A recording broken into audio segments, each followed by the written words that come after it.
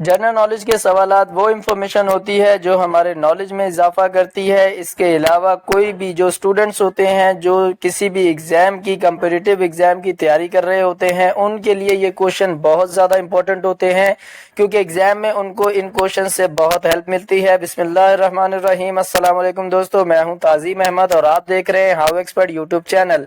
आज की इस वीडियो में हम जनरल नॉलेज के 20 अहम सवालात को जो है डिस्कस करेंगे। वीडियो के साथ बने रहिए। वीडियो स्टार्ट करने से पहले छोटी सी रिक्वेस्ट, अगर आपने वीडियो को लाइक नहीं किया, वीडियो को कर लें लाइक।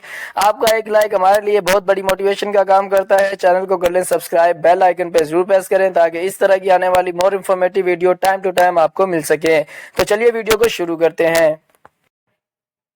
आज की वीडियो का क्वेश्चन नंबर 1 है, which is known as queen of lakes in Pakistan. Pakistan में क्वीन ऑफ लेक्स किसे कहा जाता है? Option A Dudipatsar lake, B Saiful Malook, C Rawal झील, D none of these. Correct answer है A Dudipatsar lake. Queen of lakes Dudipatsar lake को कहा जाता है। इसका नाम भी इसकी खूबसूरती की तरह मशहूर है। सबसे पहले इसकी लोकेशन की बात कर लेते हैं तो ये नॉर्थ ऑफ कागान वैली में लोकेटेड है। इसी तरह इसका जो नाम है, डूडी का मतलब है दोस्तों वाइट, ठीक है जी। और इसी तरह पट का मतलब है माउंटेन और सर का मतलब है, यहाँ पे सर का मतलब है लेक। डूडी पटसार लेक यानी कि वाइट माउंटेन लेक, क्योंकि इसके सराउंडिंग में जो है वो वाइट स्नोफॉल होती है। इस वजह से इसकी खूबसूरती का नाम भी जो है वो डूडी पटसार रखा गया है। सैफुल मलूक दोस्तों ये कहाँ पर है? तो ये कागान वैली में ही है सैफुल मलूक। ऑप्शन सी में जो हमें दिया गया है रावल झील, ये दोस्तों इस्लामाबाद में लोकेटेड है। एग्जामिनर आपको किसी भी तरह से क्वेश्चन दे सकता है, तो आपको सबके आंसर भी पता होने चाहिए, ठीक है जी। नेक्स्ट क्वेश्चन पे चलते हैं। क्वेश्चन नंबर 2 है, सन कंसिस्ट ऑफ 70% ऑफ डैश। जो सूरज है उसमें से जो गैसेस होती हैं वो कौन सी 70% कौन सी गैस होती है? Option A oxygen, B hydrogen, C helium, D none of these. Correct answer है बी हाइड्रोजन। सन से दोस्तों 70% तो हाइड्रोजन होता है। इसके अलावा जो बाकी गैसेस होती हैं उनके बारे में भी डिस्कस कर लेते हैं। यहाँ पे जो ऑप्शन सी में हीलियम है दोस्तों, इससे रिलेटेड भी क्वेश्चन आ सकता है, तो वो 28% हीलियम होती है, ठीक है जी। इसके अलावा जो बाकी गैसेस होती हैं उसमें ऑक्सीजन है, नाइट्रोजन है, कार्बन है, तो वो 1.5% होता है, ठीक है जी। बाकी अदर गैसेस जो है वो 0.5% ये गैसेस होती हैं। इनसे रिलेटेड भी क्वेश्चन अक्सर एग्जाम में रिपीट होते हैं जनरल नॉलेज से रिलेटेड, तो ये भी आपको पता होने चाहिए। एक क्वेश्चन से रिलेटेड 3 से 4 आंसर हम इसलिए बना रहे हैं कम वक्त में हमारी ज्यादा अच्छी तैयारी हो सके, और एग्जामिनर अगर एक क्वेश्चन से रिलेटेड घुमा फिरा कर भी क्वेश्चन दे तो हमें उसका आंसर पता हो। नेक्स्ट क्वेश्चन नंबर 3 है, when Helen Keller day observed every year. हर साल हेलन केलर का दिन कब मनाया जाता है? ऑप्शन ए 25 जून, बी 26 जून, सी 27 जून और D none of these. Correct answer है सी 27 जून। हेलन केलर डे 27 जून को ऑब्जर्व किया जाता है। ये दोस्तों इनकी पैदाइश का दिन है हेलन केलर की, क्योंकि इनकी बर्थडे 27 जून को होती है। 27 जून 1880 को हेलन केलर पैदा हुई थी। इस क्वेश्चन में इनकी जो है वो बर्थडे के बारे में पूछा गया है। किसी क्वेश्चन में इनकी डेथ डे के बारे में भी पूछा जा सकता है, यानी कि एनिवर्सरी डेट के बारे में भी पूछा जा सकता है। तो वो है 1 जून 1968 इनकी डेथ का दिन है, ठीक है जी। ये डेथ एनिवर्सरी की इनकी डेट आ गई। इसके अलावा हेलन केलर की स्टोरी के बारे में भी हमें पता होनी चाहिए। ये दोस्तों जब पैदा हुई थी तो पैदा होते ही ये ब्लाइंड एंड डीफ थी, यानी कि ये गूंगी भी बहरी भी थी और अंधी भी थी, ठीक है जी। लेकिन ये दुनिया के लिए एक मोटिवेशन के तौर पर साबित हुई। इस बीमारी के होने के बावजूद, यानी कि वो ब्लाइंड और डीफ होने के बावजूद भी उन्होंने पढ़ना और लिखना सीखा। लोगों के लिप्स, जब लोग बोलते थे तो उनके लिप्स को इन्होंने टच करके जो है वो उसको जो है वो सुनना सीखा। इस तरह से इन्होंने बैचलर की डिग्री भी इसी कंडीशन में जो है वो हासिल की। उसके बाद इन्होंने अपना जो है वो इलाज करवाया और इलाज के बाद इनकी ये दोनों बीमारियां जो है वो दूर हो गई थी। हेलन केलर पूरी दुनिया में इनका नाम मशहूर है, इनकी स्टोरी मशहूर है। ये एक बहुत बड़ी मोटिवेशन है। नेक्स्ट क्वेश्चन नंबर 4 है, anthropology is a study of dash. Anthropology कौन सी स्टडी को कहते हैं? Option A culture, B society, C human और डी एनिमल। करेक्ट आंसर है C human. Anthropology human study को कहते हैं। इसी तरह कल्चर के बारे में पूछा जा सकता है। तो कल्चर की स्टडी को दोस्तों कल्चरल एंथ्रोपोलॉजी कहा जाता है, कल्चरल एंथ्रोपोलॉजी कहा जाता है। इसी तरह सोसाइटी के बारे में भी आ सकता है, तो सोसाइटी कहा जाता है सोशियोलॉजी को। सोशियोलॉजी की जो फील्ड होती है ये सोसाइटी से रिलेटेड होती है। इस तरह ह्यूमन से रिलेटेड तो एंथ्रोपोलॉजी आ गई। एनिमल से रिलेटेड कौन सी स्टडी होती है, तो जोलॉजी जो है ये एनिमल से रिलेटेड स्टडी होती है। नेक्स्ट क्वेश्चन नंबर 5 है, which country has 13 month in a year. कौन सी कंट्री में 13 महीने होते हैं, यानी कि 13 महीनों का एक साल होता है, ये कौन सा कैलेंडर है। वैसे तो ज्यादातर जो है वो कंट्रीज हैं जो दुनिया में वो 12 मंथ्स का कैलेंडर जो होता है उसी को फॉलो करते हैं, लेकिन इस तरह की भी कोई कंट्री है जिसमें 13 मंथ्स का भी कैलेंडर है। Option A Eritrea, B Ethiopia, C Gabon और डी गैम्बिया। करेक्ट आंसर है बी इथोपिया। दोस्तों इथोपिया में 13 मंथ्स का ईयर कैलेंडर होता है। ये एक जो है हमें पता नहीं होता, ये जनरल नॉलेज के क्वेश्चंस होते हैं। इस तरह के भी कुछ कंट्रीज हैं दुनिया में जो कि 13 मंथ्स का कैलेंडर यूज करते हैं। इथोपिया ने 13 मंथ्स का कैलेंडर ये कब से जो है वो अडॉप्ट किया है, तो ये 7 ईयर्स बिफोर से इन्होंने इस कैलेंडर को जो है वो अडॉप्ट किया है। पिछले 7 साल से ये 13 मंथ का कैलेंडर जो है वो अडॉप्ट कर रहे हैं। ये कंट्री कहाँ पर है ये भी हमें पता होना चाहिए, तो ये अफ्रीका की कंट्री है। ठीक है जी, अफ्रीका कॉन्टिनेंट में ये कंट्री आती है। इसी तरह इस क्वेश्चन से रिलेटेड इसका कैपिटल भी पूछा जा सकता है, तो इसका कैपिटल है एडिस अबाबा। ठीक है जी, एडिस अबाबा इसका कैपिटल है। इसी तरह इसकी करेंसी के बारे में भी पता होने चाहिए, तो इसकी करेंसी जो है वो इथोपिया बिर कहलाती है। ठीक है जी, ये दोस्तों इनकी करेंसी है, ये इसका कैपिटल है। अफ्रीका कॉन्टिनेंट में आती है। 13 मंथ्स का ईयर कैलेंडर जो है ये इनके यहाँ जो है वो अडॉप्ट किया गया है। नेक्स्ट क्वेश्चन नंबर 6 है, international youth day is observed every year on dash. International youth day जो है वो कब ऑब्जर्व किया जाता है पूरे साल में। ऑप्शन ए 10 अगस्त, बी 11 अगस्त, सी 12 अगस्त और डी 13 अगस्त। करेक्ट आंसर है सी 12 अगस्त। इंटरनेशनल यूथ डे 12 अगस्त को जो है ऑब्जर्व किया जाता है। इसी तरह बाकी जितने भी डेज है वो भी हमें पता होने चाहिए। 5 फेब को जैसे हम जो है वो कश्मीर डे पाकिस्तान में ऑब्जर्व किया जाता है। 1 मई को जो है लेबर डे ऑब्जर्व किया जाता है। 14 अगस्त को इंडिपेंडेंस डे ऑब्जर्व किया जाता है। इस तरह जितने भी डेज है इनके बारे में भी हमें पता होने चाहिए। ऑप्शन में जो मौजूद है उससे रिलेटेड बात कर लेते हैं। 10 अगस्त को दोस्तों वर्ल्ड लॉयन डे ऑब्जर्व किया जाता है। ठीक है जी, 11 अगस्त के बारे में मैं अभी श्योर नहीं हूं और मुझे अभी याद भी नहीं है। 12 अगस्त को तो इंटरनेशनल यूथ डे ऑब्जर्व किया जाता है। इसी तरह 13 अगस्त जो है 13 अगस्त को international left hander day observe किया जाता है। ठीक है जी, ये सॉरी दोस्तों ये 13 अगस्त में आएगा। 13 अगस्त को इंटरनेशनल लेफ्ट हैंडर डे जो है वो ऑब्जर्व किया जाता है। ये आप साथ चाहें तो एक जगह पे नोट कर लें ताकि आपको ये याद रहे। 12 अगस्त को तो इंटरनेशनल यूथ डे ऑब्जर्व किया जाता है। नेक्स्ट क्वेश्चन नंबर 7 है, how many languages in the world. दुनिया में कितनी जुबानें बोली जाती हैं। Option A 7139 languages, B 7500 languages, C 8300 languages और डी 9000 लैंग्वेजेस। करेक्ट आंसर है ए 7139 लैंग्वेजेस ये दुनिया में बोली जाती हैं। लेकिन क्वेश्चंस ये भी रिपीट हो सकता है। इसके अलावा जो ज्यादातर क्वेश्चंस आता है कि पाकिस्तान में कितनी जुबानें बोली जाती हैं, तो पाकिस्तान में 32 लैंग्वेजेस बोली जाती हैं। कुछ जगह पे 32 है लेकिन कुछ जगहों पे जो है वो 34 का भी ऑप्शन आ जाता है। तो ये जो है वो दोनों ही करेक्ट आंसर है, क्योंकि कुछ जगहों पे 32 है, कुछ जगहों पे 34 है। आपको अगर इससे रिलेटेड बेटर आंसर पता हो तो मुझे कमेंट सेक्शन में बता के जरूर गाइड कीजिएगा। नेक्स्ट क्वेश्चन नंबर 8 है, which game is called game of king. इनमें से कौन से गेम को गेम ऑफ किंग कहा जाता है। Option A cricket, B polo, C chess और D all of these. Correct answer है C chess.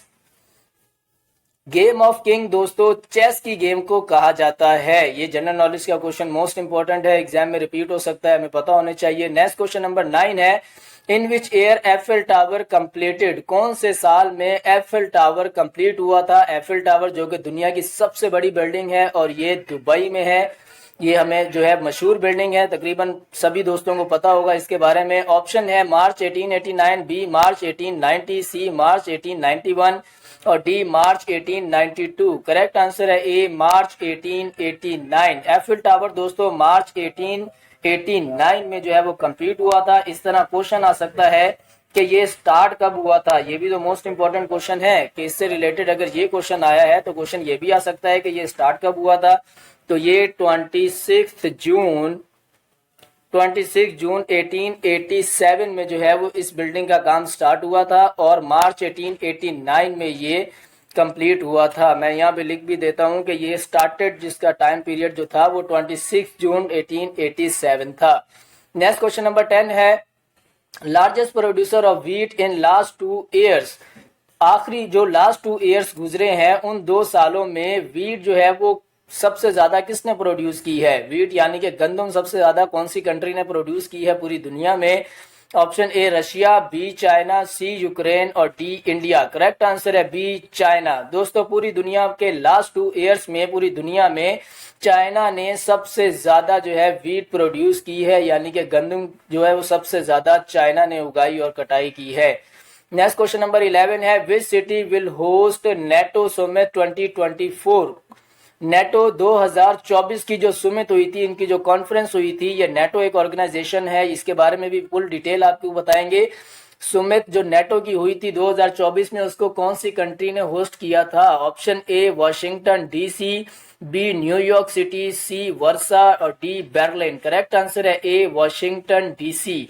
Washington DC city में ये जो है नेटो सुमित जो कॉन्फ्रेंस 2024 की हुई थी वो होस्ट हुई थी। इसी तरह इससे रिलेटेड 2023 के बारे में पूछ सकता है, आने वाले 26 के बारे में भी पूछ सकता है कि आने वाले साल में 2025 में या 26 में, वैसे तो इसकी 26 में कॉन्फ्रेंस होगी तो वो कौन होस्ट करेगा, ये भी क्वेश्चन आ सकता है। सबसे पहले नेटो के बारे में बात कर लेते हैं कि नेटो क्या है। नेटो की फुल फॉर्म है दोस्तों नॉर्थ एटलांटिक ट्रीटी ऑर्गेनाइजेशन। ये क्वेश्चन एग्जाम में अक्सर रिपीट हो जाता है कि नेटो की फुल फॉर्म क्या है, तो वो नॉर्थ एटलांटिक ट्रीटी ऑर्गेनाइजेशन है। इसका हेडक्वार्टर कहाँ पे है, तो इसका हेडक्वार्टर ब्रसेल्स बेल्जियम में है। ठीक है जी, हेडक्वार्टर भी पूछ लेते हैं, तो इसका हेडक्वार्टर जो है, इसका हेडक्वार्टर ब्रसेल्स बेल्जियम में है। इसी तरह क्वेश्चन आ सकता है कि इसके कितने कंट्रीज मेंबर हैं, तो इसके जो है वो 30 कंट्रीज मेंबर हैं। ठीक है जी। इसके अलावा 2026 में जो इसके बाद 2024 के बाद 2026 में जो कॉन्फ्रेंस होगी वो कौन होस्ट करेगा, तो वो करेगा इसको नेदरलैंड। ठीक है जी, नेदरलैंड ये होस्ट करेगा 2026 की जो होगी कॉन्फ्रेंस। इसके अलावा 2024 का पूछ लिया, 2026 का हमने बता दिया, 2000 जो है वो 22 का भी आपसे पूछ सकता है कि वो किसने होस्ट की है। तो 2022 की जो है स्पेन ने दोस्तों इसको होस्ट किया है। 2022 में यहाँ पे लिख भी देता हूँ ताकि आपको याद रहे। ठीक है जी, 2022 की जो हुई थी वो स्पेन ने इसको होस्ट किया था। नेक्स्ट क्वेश्चन नंबर 12 है व्हाट अवेयरनेस मंथ इन मई। मई में जो है वो अवेयरनेस मंथ कौन सा कहलाता है। Option A cancer awareness month, B mental health awareness month, C nutrition awareness month और D none of the above. Correct answer है B mental health awareness month. मई में दोस्तों मेंटल हेल्थ अवेयरनेस मंथ जो है वो ऑब्जर्व किया जाता है। नेक्स्ट क्वेश्चन नंबर 13 है which language has the word ideology been taken from. Ideology जो लफ्ज है ये कौन सी जुबान से लिया गया है। Option A English, B Greek, C French और D none of these. Correct answer है सी फ्रेंच। आइडियोलॉजी वर्ड जो है ये फ्रेंच जुबान से लिया गया है। नेक्स्ट क्वेश्चन नंबर 14 है for how many year the United State in Afghanistan. United States जो है वो कितने साल अफगानिस्तान में रहा। Option A 10 years, B 15 years, C 20 years, D 25 years. Correct answer है C 20 years. United State Afghanistan में 20 ईयर्स रहा था। ये दोस्तों 20 साल पहले अमेरिका जो है वो अफगानिस्तान आया था, और जब से इन्होंने वहां पे होल्ड किया हुआ था, वहां पे इन्होंने फिर आहिस्ता आहिस्ता अपनी जो है वो आर्मी लॉन्च की। आर्मी के अलावा इन्होंने वहां पे टैंक और जो है बहुत सारी इस तरह की चीजें, अपने हेडक्वार्टर्स और बहुत सारी इन्होंने आर्मी से रिलेटेड जो है बहुत मशीनरी भी वहां पे यूज की और रखी हुई थी। लेकिन 20 साल की मुसलसल जद्दोजहद के बाद जो है फिर आखिर अफगानिस्तान ने जो है वो अचानक यूनाइटेड स्टेट का पलड़ा जो है वो डाउन कर दिया और वहां पे अपनी हुकूमत बना ली, और जो यूनाइटेड स्टेट यानी कि अमेरिका था उसे अफगानिस्तान से निकाल दिया। नेक्स्ट क्वेश्चन नंबर 25 है। नेक्स्ट क्वेश्चन नंबर 15 है, UNHCR is formally known as the dash. UNHCR की फुल फॉर्म क्या है? ये न्यूज में भी अक्सर बहुत चलता है। Option A high commissioner for refugees, B UN commissioner for refugees, C office of the high commissioner for refugees, और D refugees high commission. Correct answer है C office of the high commissioner for refugees. UNHCR का मतलब है office of the high commissioner for refugees. ये full form अक्सर exam में पूछी जाती हैं, ये आपको पता होनी चाहिए। इसके अलावा ऑर्गेनाइजेशंस के बारे में भी आपको क्वेश्चंस पता होने चाहिए कि उनके हेडक्वार्टर कहाँ पर है, कितने कंट्रीज उसके मेंबर हैं और वो कब फाउंड हुई है। नेक्स्ट क्वेश्चन नंबर 16 है, which animals fingerprint match with human. कौन सा एनिमल है ऐसा जिसके फिंगरप्रिंट जो है वो इंसानों से मैच करते हैं? Option A koala, B hamster, C kangaroo, और डी मंकी। करेक्ट आंसर है ए कोआला। कोआला दोस्तों एक जानवर है जिसके फिंगरप्रिंट जो है वो ह्यूमन से मैच करते हैं। ये कैसी एक बिल्कुल हैरान कर देने वाली चीज है कि किसी जानवर के फिंगरप्रिंट किसी इंसान से मिलते हैं। ये कोआला एक जानवर है जो छोटा सा है, ये आप गूगल पे सर्च कर लेंगे तो आपको इसकी पिक्चर मिल जाएगी, मैं यहाँ पे अभी आपको दिखा नहीं सकता। नेक्स्ट क्वेश्चन नंबर 17 है, name the first ever female prime minister in the world. दुनिया में सबसे पहली फीमेल प्राइम मिनिस्टर, पहली खातून वजीर आजम कौन बनी थी? Option A Benazir Bhutto, B Indira Gandhi, C Sirimavo Bandaranaike, और D Golda Meir. Correct answer है सी सिरिमावो बंद्रा नायके। दोस्तों सिरिमावो बंद्रा नायके दुनिया की पहली फीमेल प्राइम मिनिस्टर बनी थी। इस तरह क्वेश्चन आ जाता है कि ये कहां से हैं? सिरिमावो बंद्रा नायके जो है ये दोस्तों इनका श्रीलंका से ताल्लुक था। इसी तरह 1960 के जो इलेक्शन हुए थे श्रीलंका में, उसमें ये, मैं यहाँ पे लिख भी देता हूँ, 1960 इलेक्शन जो हुए थे श्रीलंका में उसमें ये दुनिया की पहली फीमेल प्राइम मिनिस्टर बनी थी। इसी तरह क्वेश्चन आ जाता है कि दूसरे नंबर पर कौन है? तो दूसरे नंबर पर है बेनजीर भुट्टो। ठीक है जी, दुनिया के दूसरे नंबर पर सेकंड वुमेन जो कि प्राइम मिनिस्टर बनी थी वो थी बेनजीर भुट्टो, जो कि पाकिस्तान से थी। और इसी तरह कौन से साल में बनी थी? तो ये 1988 के इलेक्शंस में बेनजीर भुट्टो पाकिस्तान की दूसरी फीमेल प्राइम मिनिस्टर बनी थी। नेक्स्ट क्वेश्चन नंबर 18 है, headquarter of the Asian infrastructure investment bank AIIB is in dash.